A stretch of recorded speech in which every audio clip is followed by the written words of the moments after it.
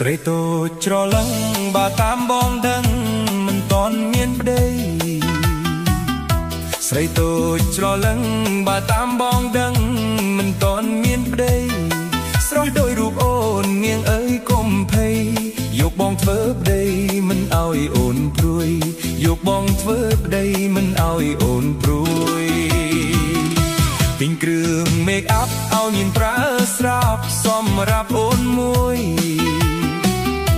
ទិញគ្រឿង make up ឲ្យញៀនប្រើស្រាប់សម្រាប់អូនមួយ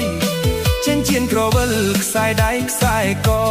បងនឹងទិញជូននួនល្អងទាំងអស់បងនឹងទិញ